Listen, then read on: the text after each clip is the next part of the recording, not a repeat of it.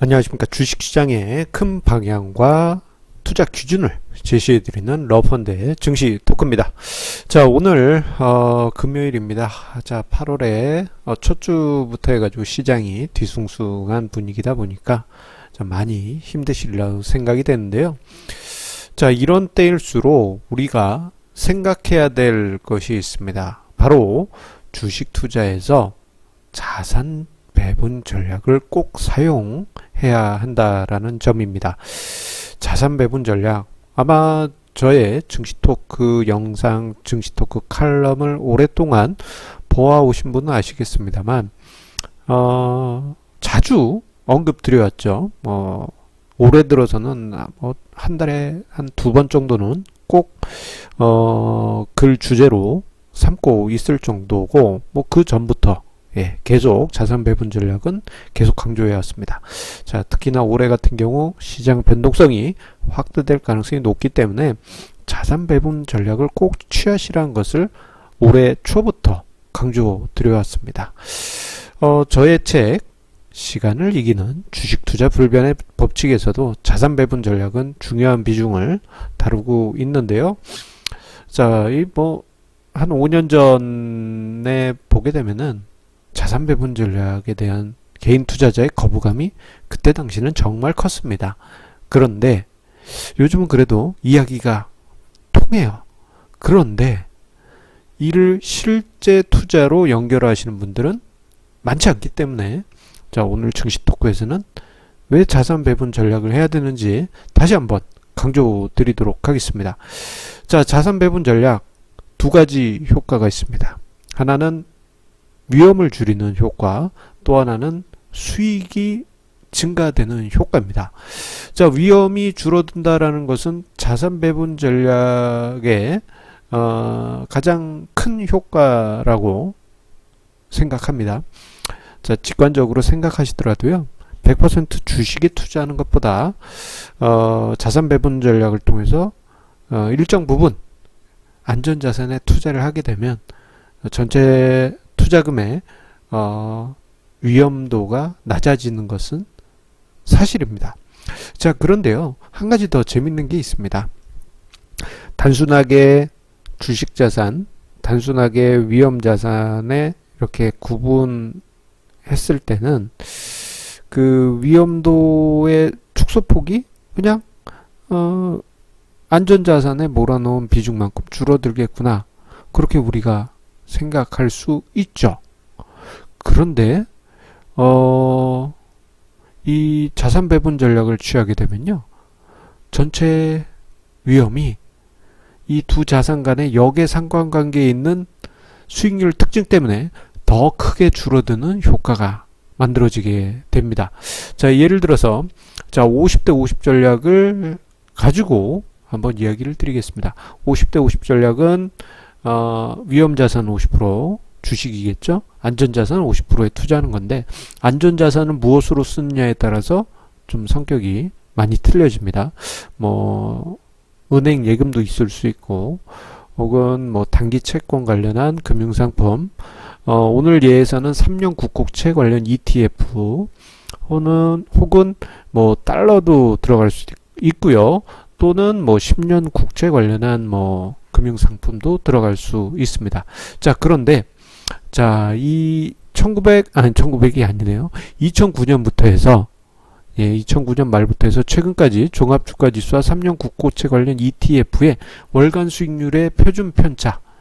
자, 우리 시장 투자를 이야기할 때 위험도는 이 표준 편차를 이야기를 합니다.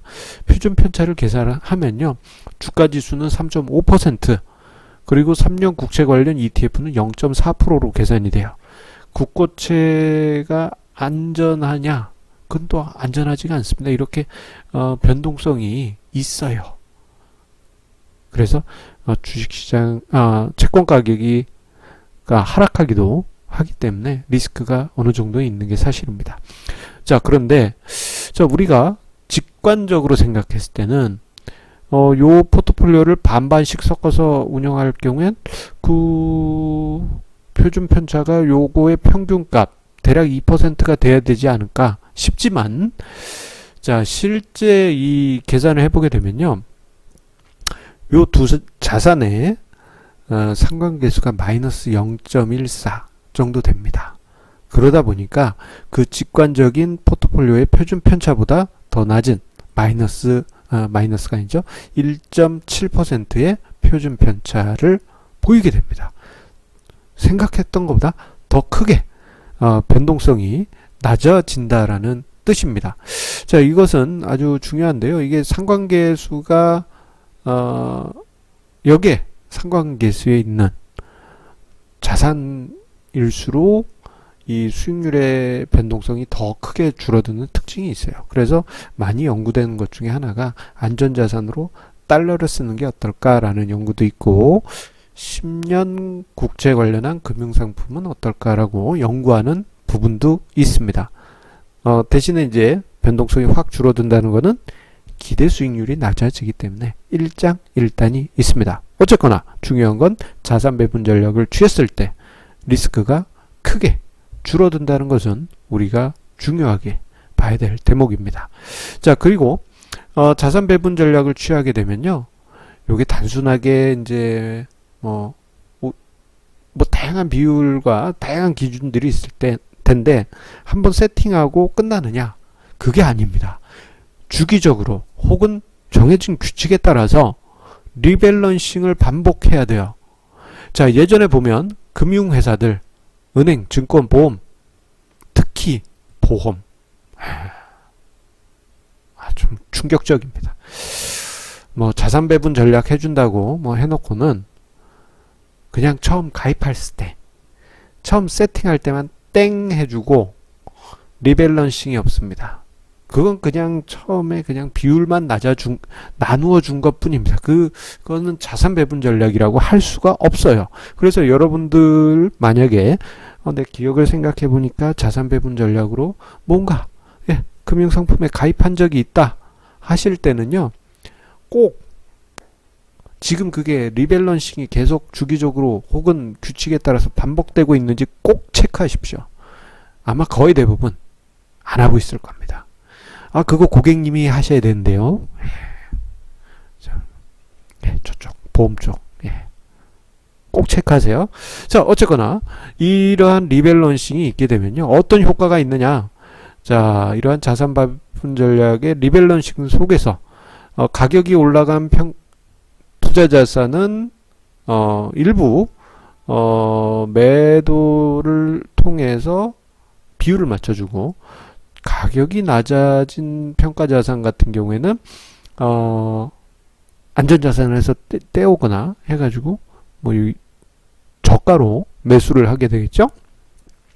그렇기 때문에 요게 이제 간접적으로 저가 매수, 고가 매도의 효과가 발생하게 됩니다.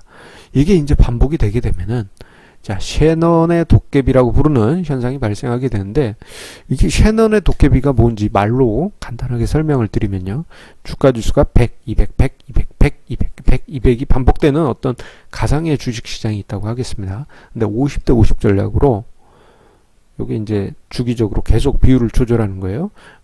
주식 50, 채권 50, 그죠? 100일 때 50대 50, 주가지수 200 됐을 때 50, 다시 한번 50으로 나누고, 또 다시 100이 됐을 때 또 50으로 나누고, 비율을 계속 이렇게 조절해 가면요, 이게 뭐 가상의 주가 지수는 100, 200, 100, 200, 100, 200 이렇게 제자리를 걷지만, 이 자산 배분 전략을 취한 거는 위아래 위아래 위아래 하면서 점점 이게 우상향하는 곡선이 만들어지게 됩니다.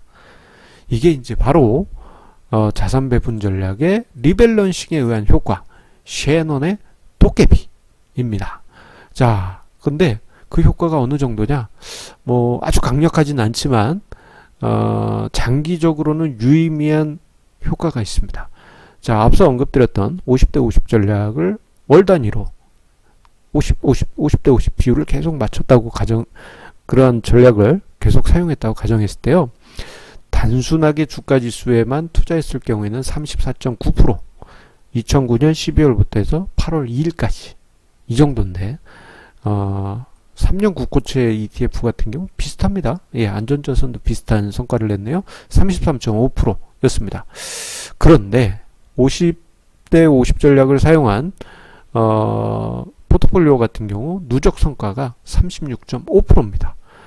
주가지수보다 1.6%포인트 높고 3년 국고채 ETF보다는 거의 한 3%포인트 같은 높은 성과를 만든 것이죠. 만약에 단순하게 리밸런싱 안 하고 처음에 2009년 말에 세팅하고 그냥 뒀다 하면요, 현재 수익률은 요거의 평균일 겁니다. 평균이면은 34.9, 예, 34. 계산기로 해보면, 예, 지금, 예, 방치를 했을 경우 34.2% 이겠지만, 리밸런싱을 반복을 해서 36.5%, 예, 2.3%포인트나 높죠. 그래서 여러분들 금융상품 중에 자산 배분 전략 취한 게 있는데 이게 리밸런싱을 하는지 모르는지 애매한데요 하면 꼭 체크하시란 게 이런 리밸런싱의 효과가 있기 때문입니다. 꼭 체크하시기 바랍니다.